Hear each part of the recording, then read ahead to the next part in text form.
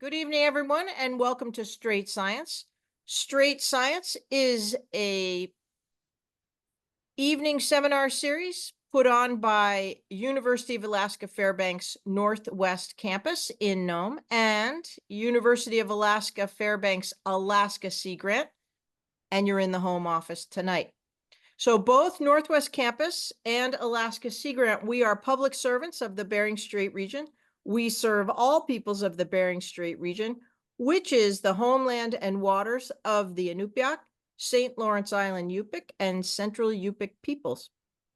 So tonight we have a real treat for us here, and that is the U.S. Marine Mammal Commission.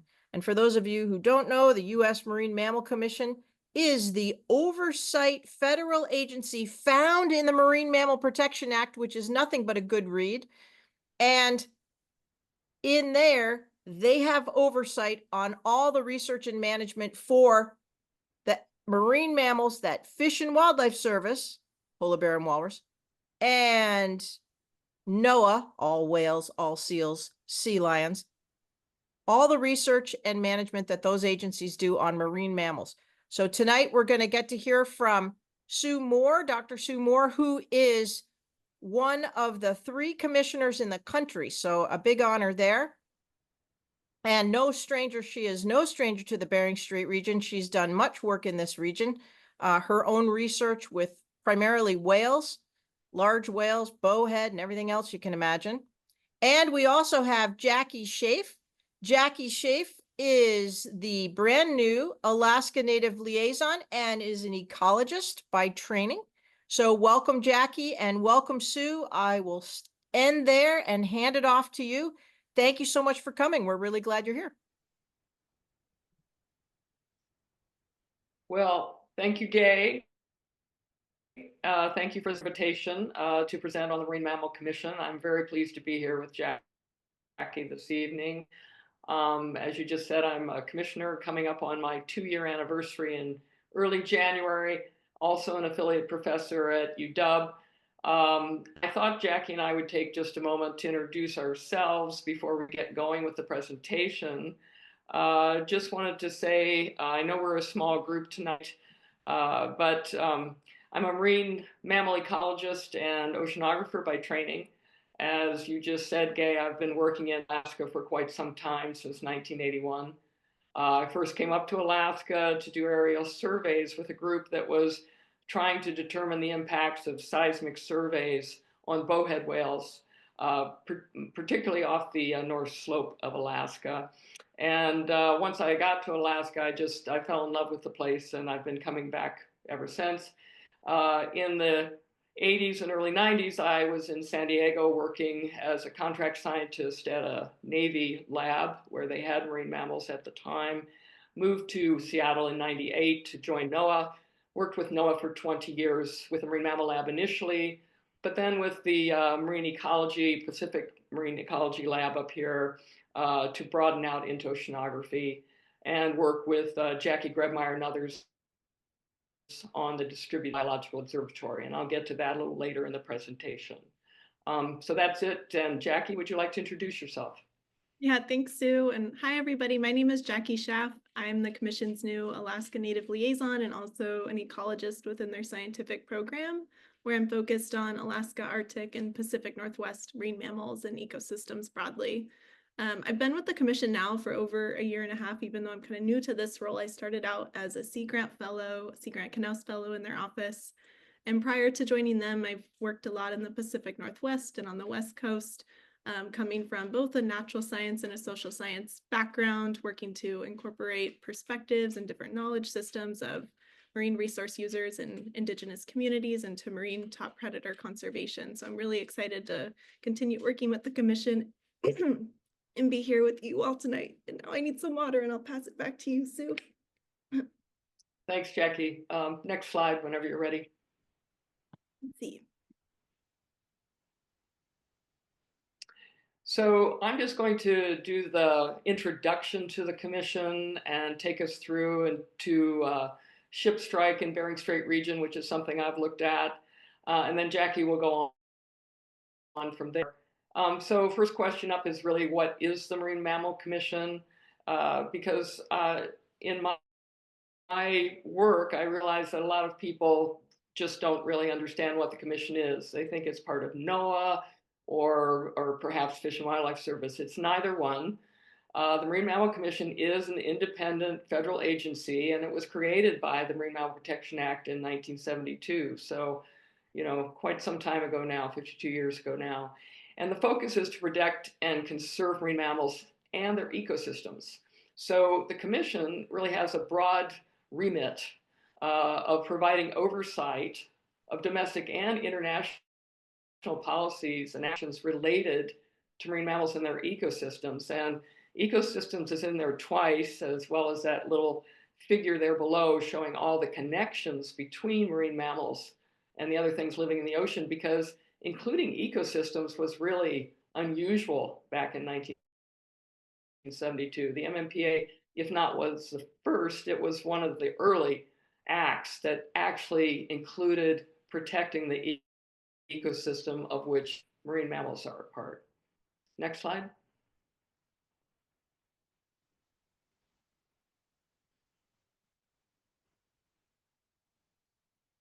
So we are a small commission.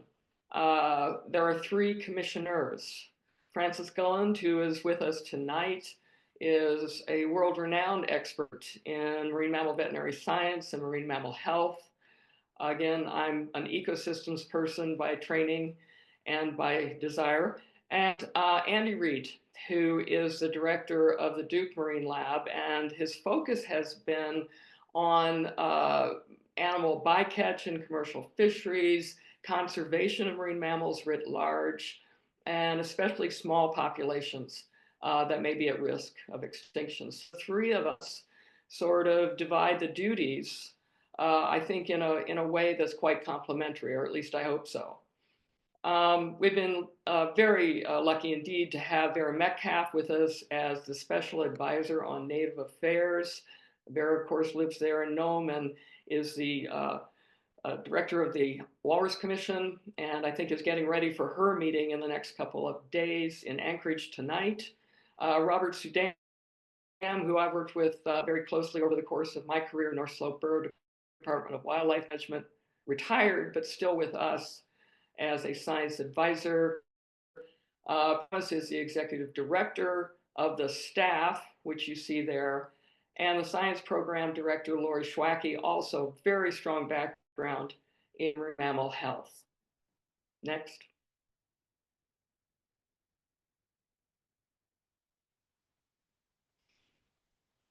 So what do we do?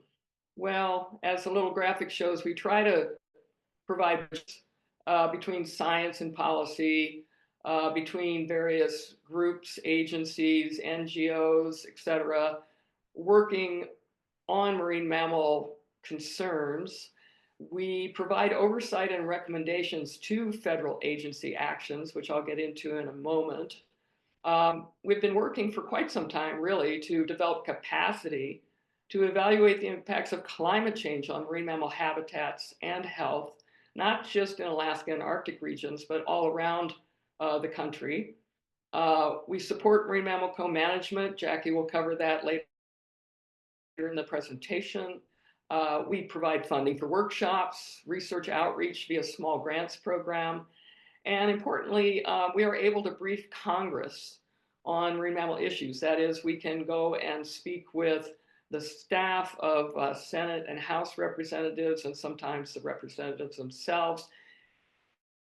People in the agencies cannot do that. So the commission can actually provide a bridge, a communication bridge in that regard. Next.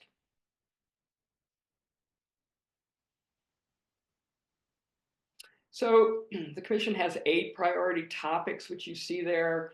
You may be relieved that Jackie and I are not going to cover all 8 tonight. We're going to try to focus on marine mammal health, effects of climate change, Alaska co-management, and vessel strikes of large whales as those topics that we were hoping were most relevant to the Bering Strait region audience. Next. So, oversight responsibilities. In Alaska, the Commission engages with federal agencies to two things. The first is have management authority of marine mammals. And as Gay mentioned in the introduction, that's NOAA, National Marine Fisheries Service, which has the lion's share of the species, the sea lions, the seals, the porpoise, the large whales. So NOAA has management authority there. And Fish and Wildlife Service has polar bears and sea otters. We also, click please, we also have engaged with federal agencies that regulate activities in the ocean that impact marine mammals. And in Alaska, that's been the Bureau of Ocean Energy Management, or BOEM, because of their offshore oil and gas leasing, coming now wind energy leasing, although it's still mostly oil and gas in Alaska. And also direct engagement with the Coast Guard on the Port Access Route Study, PARS, to establish vessel routing through and north of Bering Strait. So those are the things we'll be talking about tonight. Next, please. So in the Bering Strait and other Alaska regions, the Commission routinely comments on Fisheries and Fish and Wildlife Service marine mammal stock assessments. And that is, how are the populations doing? How many are there? Comments on their health, if available. And what is the trend in the populations? How are they doing? Going up, going down? We also comment on proposed incidental take authorizations. And that is for things like offshore construction or seismic surveys, drilling, and military activities. So we make comments on these things, and I'll tell you how in a minute. We also engage with BOEM on proposed mitigation, monitoring, oil spill response plans. We engage with U.S. Coast Guard, as I mentioned, on the Port Access Route Study, PARS. We comment on scientific research permits in terms of their potential impact on marine mammals, and also on Endangered Species Act listings, critical habitat designations, and recovery plans. So it's a really rather broad remit in terms of what the Commission comments on with regard to issues that are important to the Bering Strait region and Alaska, other Alaska regions. Next, please. So how do we do that? Well, mostly we write letters. Electronic letters now. In the old days, it was on paper, but we write letters to the National Marine Fisheries Service, Fish and Wildlife Service. And it's with an eye towards analysis of their proposed actions. What are they proposing to do? And what can the Commission, in an oversight role, recommend for them to consider to perhaps make things maybe better, or what we think might make things better. So that is our routine way of interaction, letters to NMFS and Fish and Wildlife Service. We also participate in NMFS scientific review groups, or SRGs, which meet annually in regions. So the Alaska region, we have representatives there. We also go to some, not all, of Alaska Native organization meetings, co-management meetings. And as I mentioned to Gay, both Jackie and I were just in Anchorage last week at the Alaska Beluga Whale Committee meeting, which was really informative, and we were both very happy to be there. We also engage in hosting workshops. We had one Lori Schwacky was primary lead on health surveillance. The report came out in January of this year. And we've had one on reducing vessel strike visitations. There have been other workshops as well. But what I'm trying to say here is the Marine Mammal Commission looks for ways to try to engage proactively, provide recommendations to agencies where it has oversight. Next, please.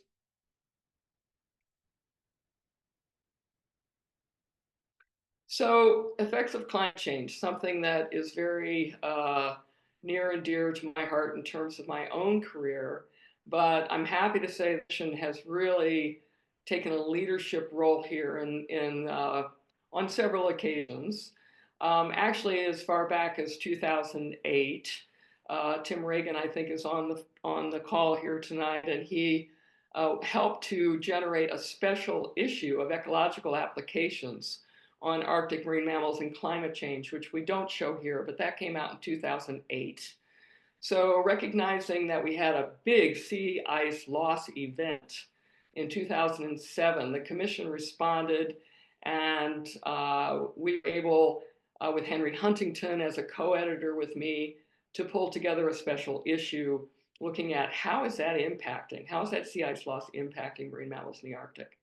More recently, Francis led a paper looking at climate change impacts in US waters. This became a focus of the Commission's annual meeting just a year ago now in Washington, D.C., where we had a variety of presentations on impacts to various populations of marine mammals, their health, their range extensions, timing of migration.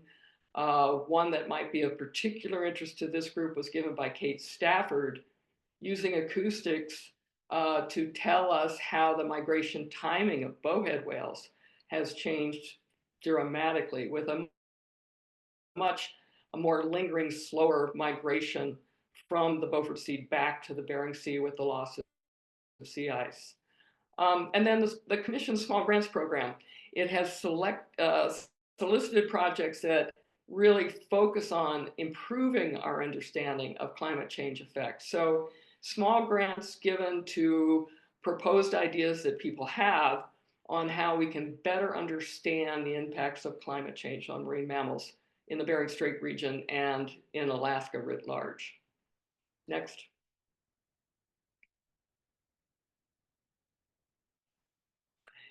So marine mammal health assessments, this is something that especially Francis and I have been talking about now for a decade. We wrote a short paper together in 2014 where we endeavored to show how we might link oceanographic sampling, and marine mammal health metrics to changes in ecosystem processes. In other words, use marine mammals, if you will, as sentinels or as indicators through their health and through their change in ecology to help guide us as to what is happening in these marine ecosystems as the climate is changing. And so we have a listing there of ways in which the Marine Mammal Commission is engaged. Health Map is one. It's a program of monitoring and assessment program is what MAP stands for, to try to map areas where we can identify where changes are occurring or have occurred, just to try to get a sense of where that's happening throughout the country, not just in Alaska. There's Prescott grant funding. We had involved, I served on the working group for the marine mammal unusual mortality events.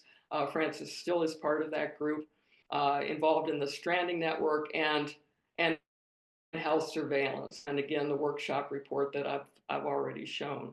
But just to give you a sense that the Commission has been focused on and involved in marine mammal health assessments for quite some time and hopes to continue that work in a productive way. Next, please.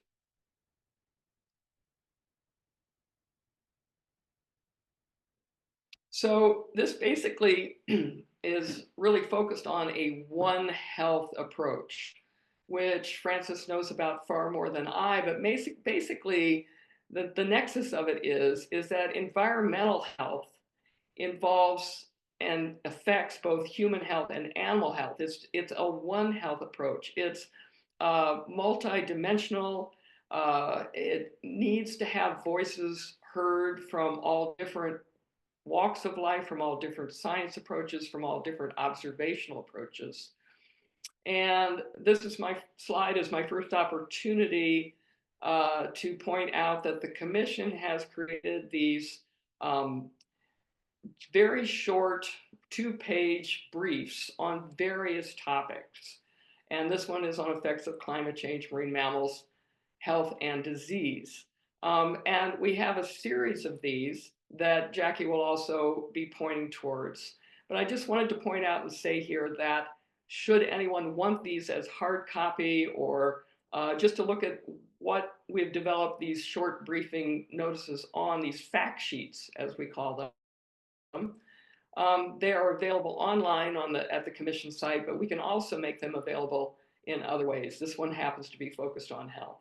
Next. So an example of a One Health approach in domoic acid toxicosis. With climate change, we are seeing more and harmful algal blooms throughout the world. But there was one a couple of years ago that Evie Vachon produced a paper on, and I was out with her at sea this year with the Flowbot. Luckily, we didn't see HABs this year, but it's just that climate change is driving increasing numbers of these HABs, warming water and so on. This leads to domoic acid poisoning with the marine mammals, and with humans can lead to amphibic shellfish poisoning. So again, the idea, it's not disconnected. The One Health approach is that the environment and marine mammal health and human health come together, and it's changing rapidly as our climate is changing. Next, please. So just a little bit of data because I couldn't help myself. Big issue is the increased shipping traffic through Bering Strait. It's a narrow corridor where now big ship traffic is common. Military exercises are increasing, and the whales are taking advantage of actually, I think, increased feeding opportunities, especially north of Bering Strait. So the maps you see here come from the Distributed Biological Observatory and the Marine Mammal Watch that I and Kate Stafford and others have done on DBO cruises. This is over a decade of time, 2009 to 19. And I'm showing you maps for gray whales and humpback whales through that period. And these maps, along with maps for fin and minke whales, also appear on the IUCN site. The web link is below. And there's a short video presentation about that as well. The point here being that I think that these whales are kind of in the crosshairs as these ships go through Bering Strait because they're threading that needle going through. The traffic along the northern sea route over along Russia has increased dramatically now with cargo ships and LNG tankers, and you folks that live there see it much more closely than I do. But these distribution maps, each color representing a different year, show you that these habitats are important for gray whales and humpbacks, fin and minke whale too if you go on the website. But then the next slide, please. On DBO cruises and also just local observations, especially from hunters up in Utqiagvik in that area, you know, humpbacks have really increased in their number. From 2009 to 2016, we might see 14 humpback whales a year in the southern Chukchi Sea, anywhere from 4 to 13 per year. But starting in 2017, it really ramped up, about 35 whales per year in that area, anywhere from 1 to 80. And I saw the 80 in 2017. It was really quite remarkable. The humpbacks were foraging socially together. I think they're feeding on krill coming through Bering Strait, but on the DBO cruises, I don't have the chance to stop and really try to figure out exactly what they're feeding on. Although people studying krill are finding relatively large groupings of krill in that area. In 2024, we had 40 whales on this year's cruise with Jackie and Seth. And Kate Stafford, who was working up in the Utqiagvik area, saw over 25 humpback whales in the western Beaufort. So they were feeding in the area that typically we see bowhead whales feeding in late in summer. So anyway, that's a big change. Kate put that paper together in 2023. It's just really to alert people that humpbacks seem to be increasing their numbers and staying longer in the system. Next, please. So we brought that to bear, not the 2023, but up until that time, the commission did, in terms of its interactions with the Coast Guard on the Alaskan Arctic Coast Port Access Route Study. And the commission provided analysis of marine mammal distribution and seasonal movement data, identified preferred alternate routes, offshore routes for vessels transiting between Bering Strait and the Canadian Arctic, offshore routes to try to keep them clear of areas where subsistence hunting is ongoing, and also keep them clear, if possible, of where whale aggregations are, and highlighted additional measures to ensure Alaska Native communities had access to marine mammals. So the commission was very much involved with that. Vicki Cornish, who's recently retired, but now Jackie will be taking that up. And next slide, please.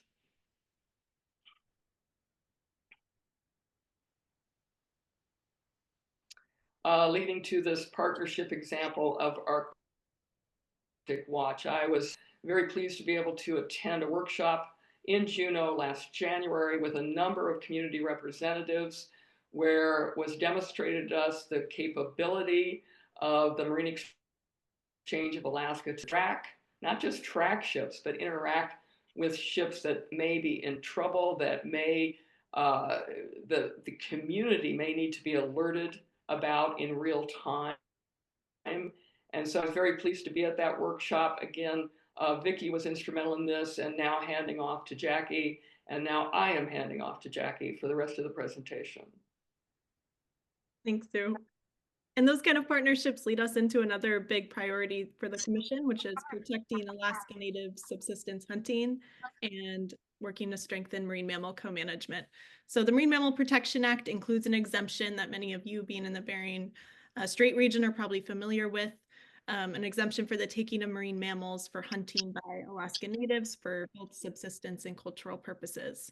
And then Congress took that a step farther in 1994 and added this Section 119 amendment that provides a structure for and allows for Alaska Native organizations to enter into cooperative agreements with federal agencies. So either NOAA or Fish and Wildlife Service, the two regulatory agencies that Sue introduced earlier on, for the goal of conserving marine mammals and providing co-management of subsistence use. So really the kind of implicit to this amendment here is the idea that having a cooperative effort to manage subsistence harvest that incorporates the knowledge and the skills and the perspectives of Alaska Natives is going to be far more successful at reaching the goals of the Marine Mammal Protection Act than if you just have federal agencies managing these animals on their own. I did want to point out that there's a number of Alaska organizations that have been doing this kind of work prior to these amendments. So many that you're probably familiar with on the call, like the Alaska Eskimo Whaling Commission, the Beluga Whale Committee that Sue mentioned earlier, and the Eskimo Walrus Commission. So this amendment was really an opportunity to take it a step further to provide mechanisms of a framework and funding for these agreements.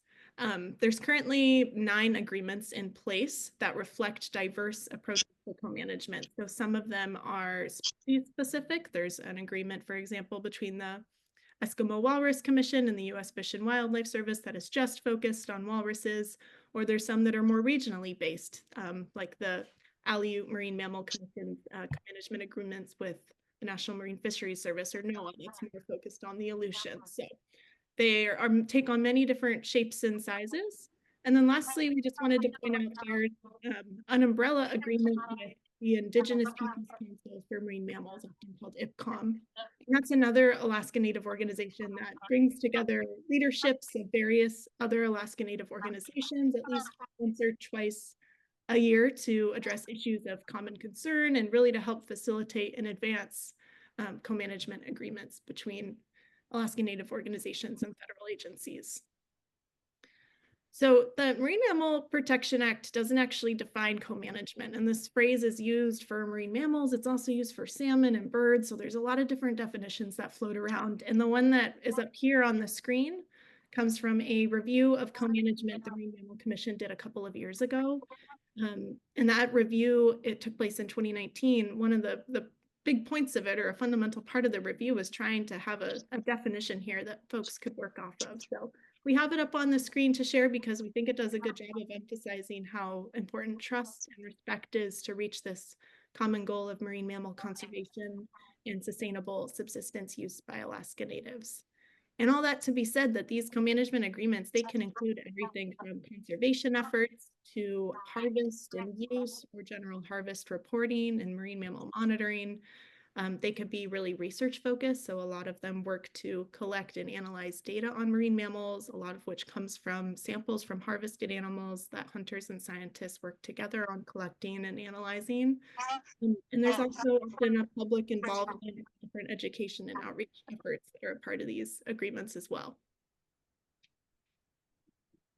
And in the Commission's oversight role, since we're not a regulatory agency managing the marine mammals, we're not actually a part of these co-management agreements. So we really work in our position to help strengthen and support the co-management agreements that the two agencies and the other Alaska Native organizations have together. And we do that first by supporting co-production of science knowledge used in co-management of marine mammals and their ecosystem. So what that means is that we'll provide recommendations or sometimes funding via our program that Sue introduced to help really emphasize a bottom-up approach of all these different research questions that are coming to support co-management are really coming from the Alaska Native organizations or the hunters and the communities themselves. And then scientists or knowledge holders come in and work together to bring forward the tools needed to get at all these questions. So we think of co-production as kind of working through an entire research cycle together to better support co-management as a whole.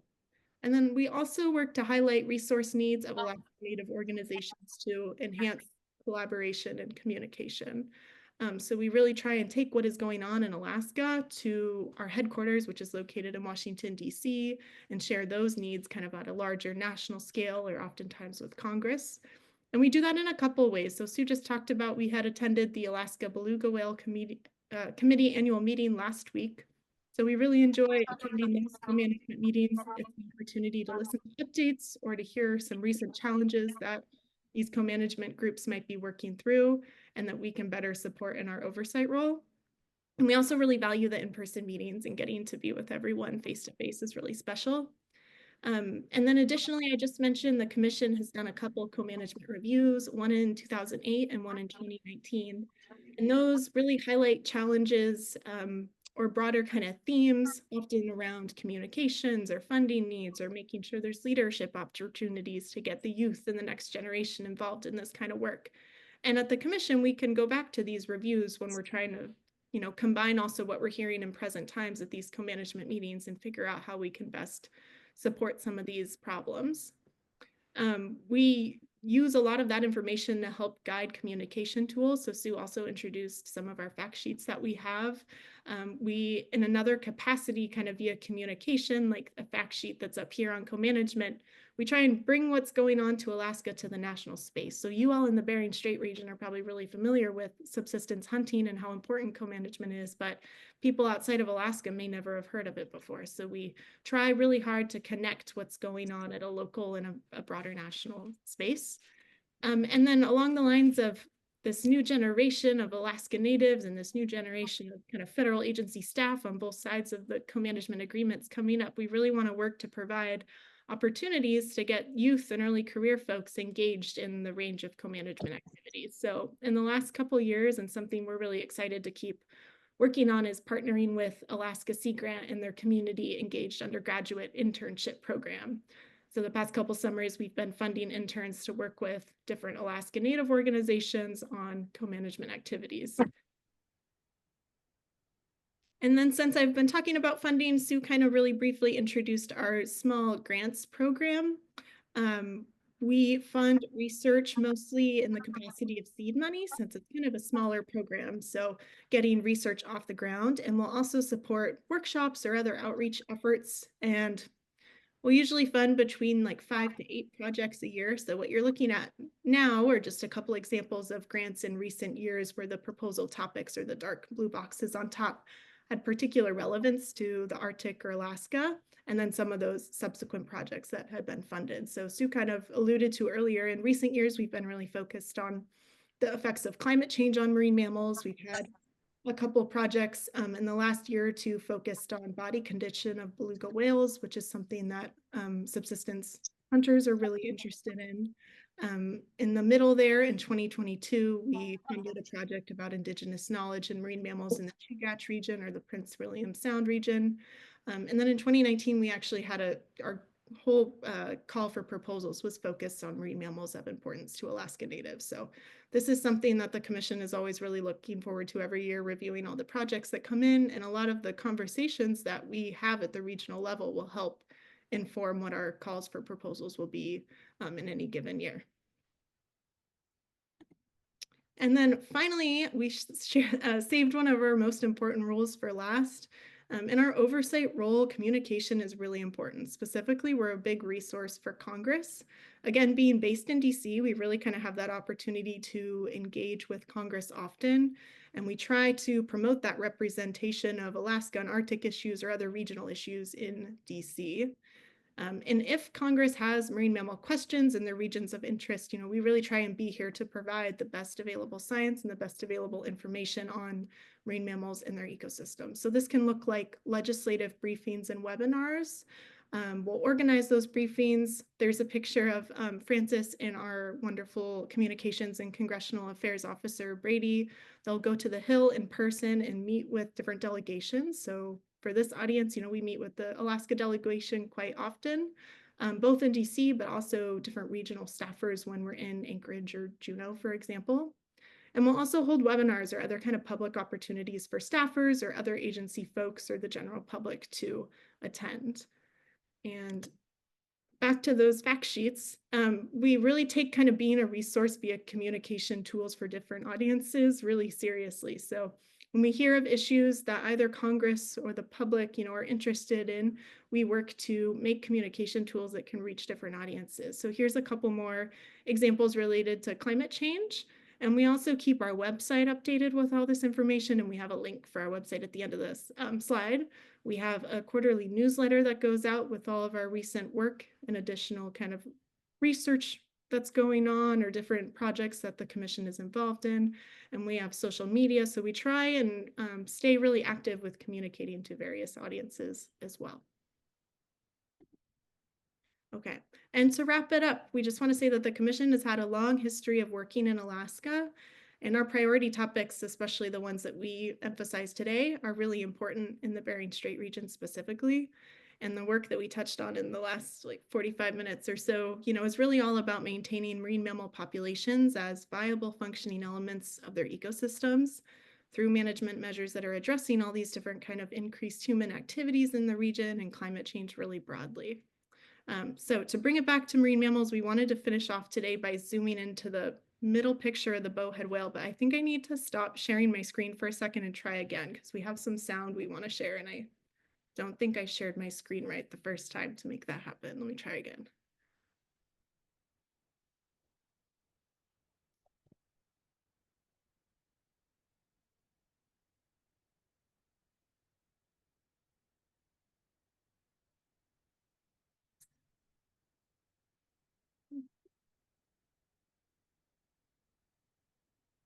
No sound yet. Let's try this. So this is from some of Sue's research, and we wanted to end this on a really positive note of listening to one of the animals that, we're working with you all to protect. And I hope this works.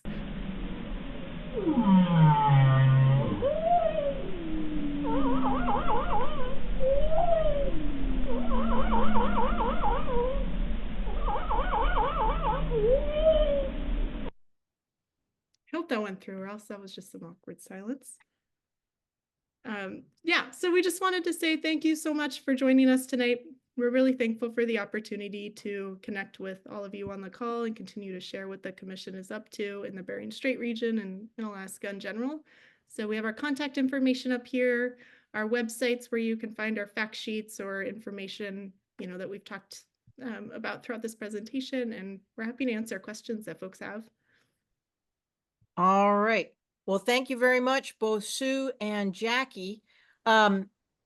This is the time where we ask the Straight Science audience, while they're thinking of their questions, to give you both speakers a little love, both to Sue and to Jackie, because it's never easy being a straight science speaker or a public speaker of any kind.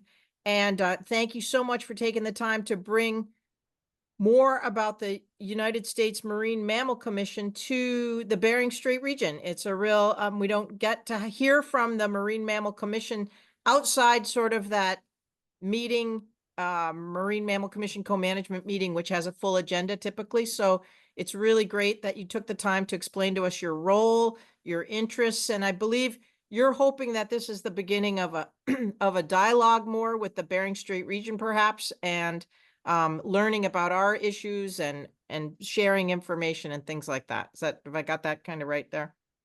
Yeah, that's exactly right, Gabe. Thanks for bringing that up. Both Jackie and I consider this hopefully just an opening salvo, if you will. I mean, a way to sort of give the basics, but also more importantly, to open a conversation. Gay, I've heard from you off and on over the years, which has been great, and a way to at least try to understand somewhat what's going on, what you're facing out there with regard to marine mammals. But both Jackie and I would be happy to hear from people individually or as a group, and to try to be better engaged with the Bering Strait region, where so much of this is focused in part because of your geography, in terms of the shipping aspects and various other things going on in our political environment today. So really, with marine mammals as the focus for all of us, I think together we need to improve our dialogue as much as we can. So yeah, tonight is meant to be an opener, not just a one and done presentation. Yeah, wonderful. Well, we really, really appreciate that you guys are wanting to do more of that. We have people online here, actually all the way from Diomede, Sivunga, St. Lawrence Island, and elsewhere. So if anyone has a question, feel free to unmute and ask your question, or feel free to write them in the chat. I know I've got some questions. And we have also a caller. Oh, go ahead, caller. Okay, this is Emma Pate. I am not able to watch the entire presentation. However, it is recorded, so I can go back and watch it again. Yep. But my question I wanted to ask, I was able to view some of the slides. My main question is, what type of surveillance is being done for harmful algal blooms in the marine mammals that the presentation was about, like sampling or seawater sampling, or what data related to climate change that can either impact the base of the food web, tabs, or also the blooms of good phytoplankton, the healthy ones. And that's my question. Thank you, Emma. Sue or Jackie? Yeah, thank you for that question. I'll give that a quick try, because we had the Cytobot Flowbot on the Sikuliaq the last couple of years, where while the ship is doing its research transit, which goes from Nome up and through up to the Beaufort Sea and back, there's a Flowbot looking for harmful algal blooms. Luckily this year not much was seen, but a couple years ago, Yves Vachon and others were able to identify a harmful algal bloom, and that has been followed up with a paper and so on. So it's something that's very much on people's minds. I put Frances on the spot if she's still on. She's much more involved with Kathy Lefevre and an upcoming workshop on HABs, just to see if Frances wants to make any comment. Well, thank you, Sue. And absolutely, I think I've actually been incredibly impressed by the network in Alaska that's been supported by the Ocean Observing System. Thomas Ferrugia leads the Alaska HAB network, AHAB. So that is a network of people from both the community and state, federal, and indigenous-led labs that monitor harmful algal blooms and their toxins in water, shellfish, and marine mammal samples. And once a month, Thomas will organize this monthly call where people share their data. And there is a really strong community tracking the levels of the biotoxins in seafood that people are likely to eat, and in marine mammal stomach samples, and in water samples. So I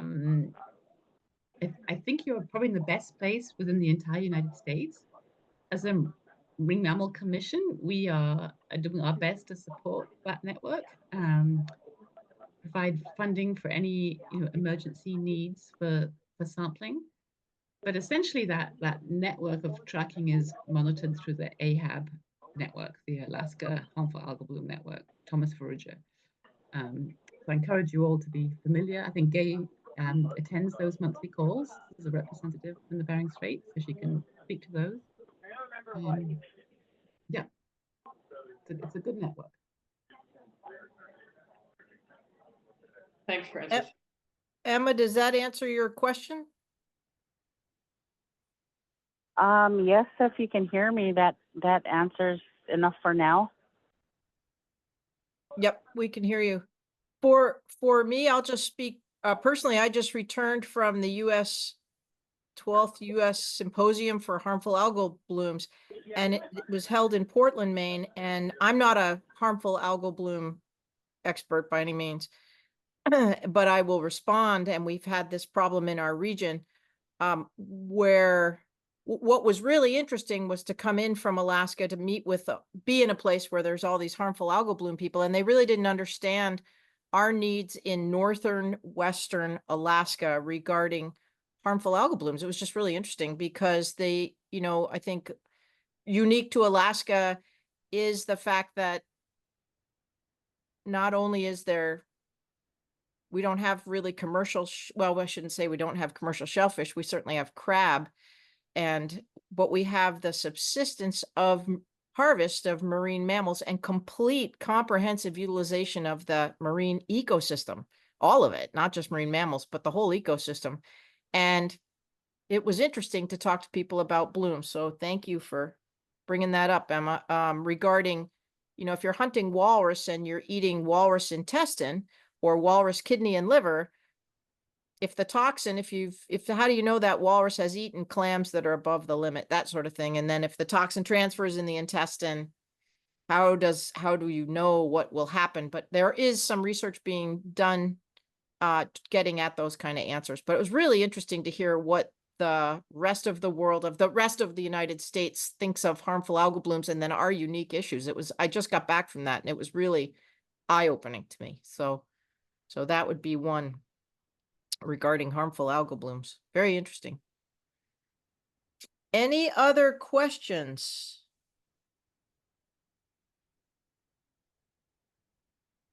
My question is for issues. I wrote down, you guys you do proposed actions and recommendations, or you make recommendations. How does the public, or maybe you have to be involved in a co-management group, I'm not 100% sure, but how would the public, native or non-native, get the Marine Mammal Commission's ear if there was a certain issue? Say, I don't know, people see, we have LNG. I get asked a lot of questions. Are the icebreakers making trouble for the animals? Are they breaking the ice and that sort of thing? Does the Marine Mammal Commission, what's the mechanism for the public to ask questions? Or is that, should they go through the Fish and Wildlife, or how is it best for the public to contact you with issues or bring issues to your attention? I think the best way to think of the commission is a clearinghouse or bridge for information. I know not everyone has access to the website, but we do have a web page for vessel interaction regarding ship strike. It more or less lays out the severity of the problem in different areas. It's not Arctic specific. But if you had specific questions, I would just suggest that you contact us in terms of vessel ship strike, me, or really any of the commissioners, and then begin the conversation there. With regard to commercial shipping, having served on the scientific committee of the International Whaling Commission, this is something we took up in the ecology group, and that led us to interactions with the International Maritime Organization. And there you enter a whole different realm in terms of shipping, things like that. More specific to marine mammals is really speed regulations, because it's pretty clear that if you can slow down ships, you can usually lessen literally the impacts on marine mammals. And there are various programs on the West Coast. There's something called Whale Safe, trying to get commercial shippers to slow down to 10 knots when they're in certain areas where whales are common. And that's becoming more real time all the time on the West Coast, and also on the East Coast, especially with regard to North Atlantic right whales. So slowing ships, trying to reduce ship strike is something that the Commission is very interested in, and therefore I think can serve as a source of information for people in the Bering Strait region that are interested in learning more about that. But in terms of actually reducing the commerce or reducing ship traffic or even reducing speed, we don't have that kind of regulatory control. But we can speak up with voices that do understand where the whales are, why they're there, that both ships and whales are increasing, especially north of Bering Strait. And the nature of the Bering Strait itself slows ships down. So my argument has always been just keep them slow, approaching and leaving. But again, in the environment we find ourselves in, that is an increasing challenge. And in the end, it's the International Maritime Organization, the IMO. They do have a marine environmental group as part of that larger organization that the International Whaling Commission regularly provided, information to about the whales, at least back in the days when I was part of that. I think they are still doing that. That's kind of a long-winded answer, Gay. Sorry about that. But we would like to serve as an information link for you insofar as we can. That's great. I just wanted to add that on our website, you can read all of those letters that Sue mentioned. So anytime that we respond to a proposed action, that's often, it will come through in the Federal Register. So we often comment on proposed actions during public comment periods, just like anyone on this call could comment in. So I can add a link to where on our website this is at, but just to get a glimpse of some of the recent proposed actions or rules that we've been commenting on, those are publicly available. Yep. That's awesome. It's all because public record. I mean, if you want to, it's all public record. yeah, that's awesome. And that's awesome to make yourselves accessible to the public, especially when I looked at your One Health slide. I mean, that is the Bering Strait. And on top of it, we seem to have every marine mammal you can think of nowadays, even more so than before, coming north. I mean, there's excitement right now in Alaska because a fin whale landed in Anchorage and dead stranded, and it's not that unusual for Anchorage, but the fact that now fin whales go to Utqiagvik, the fact that your humpback whales, like you were saying, are up at Utqiagvik, that's new. The fact that I was battling a red squirrel earlier before this started, this presentation started here in Nome, that's also right up there with, a fin whale going to Utqiagvik. We don't have squirrels. Now we do. So wonderful. There is a question in the chat from Marty Reedy. Any data or collaboration with the Russians? Woo, that is the question. Thank you, Marty.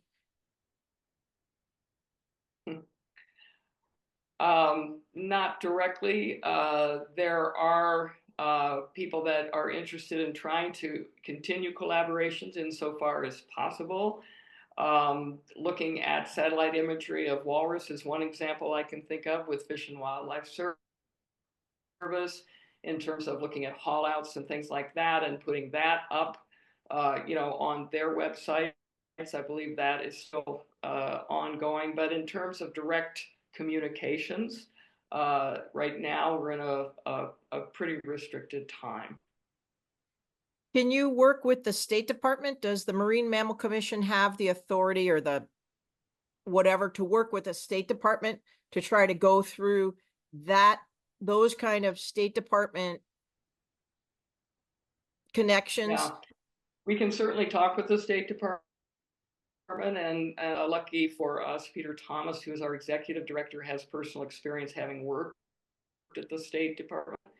But in terms of active communications on particular issues, not that I'm particularly aware of at this time. There are various groups trying to improve communications. And again, for me personally, my interactions with the scientific community at IWC used to be one venue for that.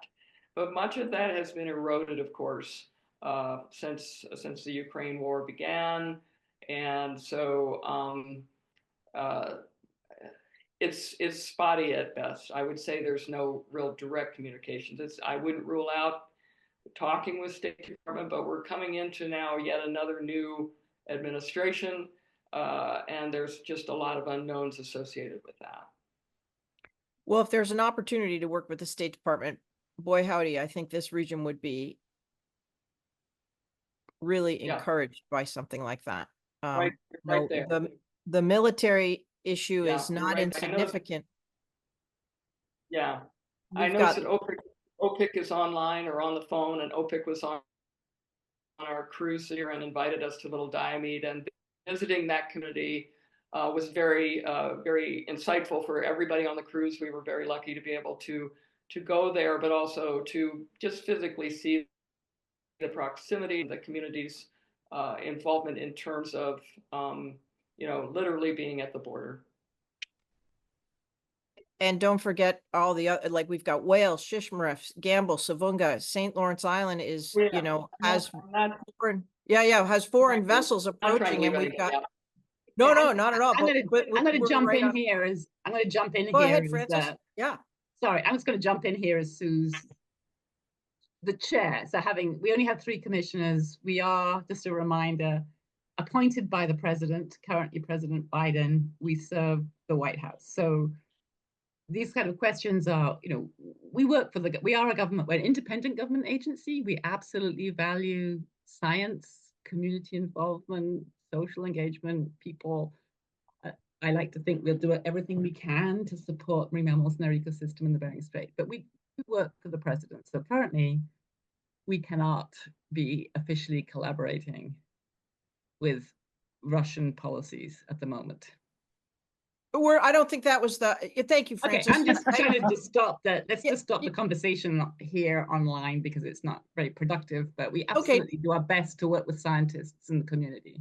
Yeah, I think we were saying that the State Department may be the way to go, and that if there was engagement with the State Department on marine mammal issues, which would be more formal, I think, for that than you guys, that would be very. Absolutely. We have very strong collaboration. Yeah, we work. Yeah. I say Peter Thomas. We're not asking you to go to Russia or talk with them, but more there are federal entities that are supposed to be able to do that, and boy, howdy, I'd love to see a task force for the Bering Strait region with the State Department, or somebody that is officially in the government that can reach out across the way. So that's a thing. Because we're dealing with, for marine mammals, I think health, you saw the slide had marine mammal health. Oh, I thought, surveillance and monitoring. That is something we desperately need here. More of, for, name it. We've got live missile fire, submarines, active artillery, exercises, drills in confines, very close to the islands and the mainland in the strait as well. So it's something that is of concern. Plus, we have large ship traffic and all those kind of things. Go ahead, OPIC. I see you lighting up. Wait, I'm sorry. I'm trying to figure this. I updated my Zoom like it told me to, and I can't. No, all the buttons are different. Ugh. But you're on. Look, she muted. All right, never mind. Do you want to be on, Opik? Nope. She's holding steady. Me? Hey, can you hear me? Yeah, we can. Oh man, see, I couldn't figure this out. I had to update my the Zoom thing as it requested, and I did it, and now I couldn't figure where everything was. I know Anyway, what you mean. yeah, I didn't mean to raise my hand, by the way.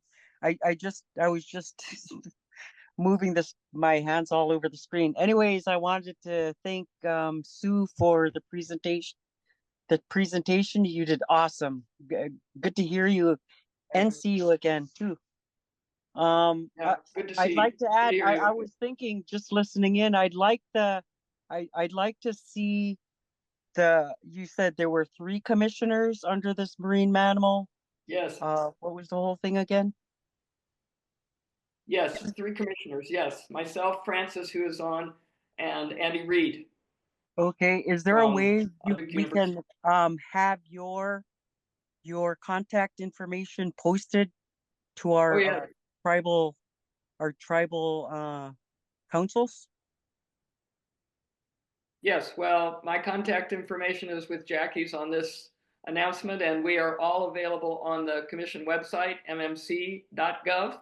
If you go there, you will see a little bio for Francis and for Andy and myself. You can learn a little bit about us there if you wish. There's Francis now waiting, and yeah, we're available. OPIC. We're mmc.gov. You can go there and find out about us and contact us. You have my email from the Yep, cruise, I think. So contact me yep. directly if you wish. Okay, I'll do that tomorrow. That's great. That's all I wanted to add. Thank you for presenting. Yeah, thanks for tuning in. Yep. All right. Thank you, Opik. Any other questions or comments? We are at 7:35. Hello, Gay. This is Edwin Nunguk from Sabunga, native Edwin. village of Sabunga. Yeah. I wanted to thank you for your questions there. The answers most of my questions well, from Sue. So I thank you both for your presentation, and I look forward to hearing you guys do more presentations and learn from you guys. Thank you. Thank you, Awesome. Edwin. Thank you. That's good to know, Edwin. We'll make sure to get them back. We'll set the hook and Yep. reel them right in so that everybody can learn more about the Marine Mammal Commission. And I think it's really important for this region in particular because we are different than the other regions along the coast, and we have really different issues, and we are so comprehensive in our use of the ecosystem, including marine mammals, right? So huge portion of the lives, economy, and culture of the Bering Strait region. So thank you, Marine Mammal Commission, and thank you, Edwin. With that. So, Gay, I just want to thank you. I want to thank you for this opportunity. I think Straight Science is a great platform, a great format. You've kept it going for quite a long time. I know Francis has spoken before with this group, and I've been to, of course, the SICLIAC presentations after the cruise. I think it's so informative, and I thank you for keeping it going. I appreciate our opportunity tonight, so thanks. Well, thank you, because what it allows is Straight Science allows people to hear you and ask questions directly.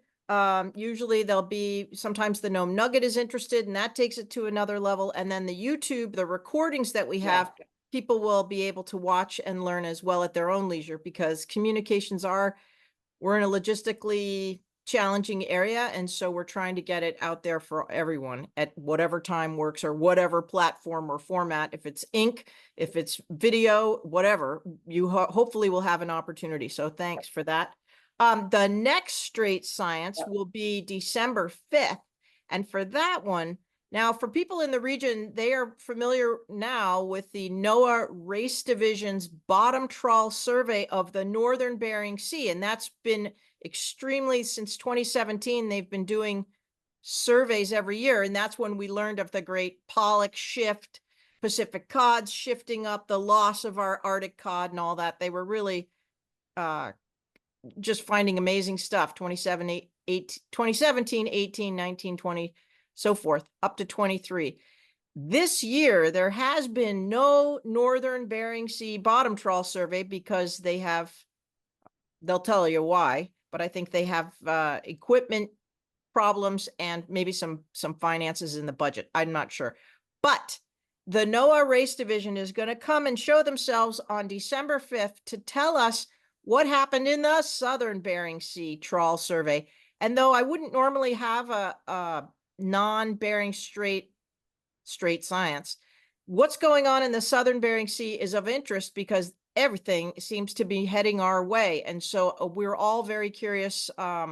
I'm very curious, and our others, as to what's going on. We don't have information. We will not have information on the northern Bering Sea this year. They were not able to survey the bottom of the ocean in our region, but they did survey the southern Bering Sea. So stay tuned for that. That'll be on the 5th, and that'll give us hopefully an idea of what we may expect based on what they're finding and what they say about the southern Bering Sea. So stay tuned for that on the 5th.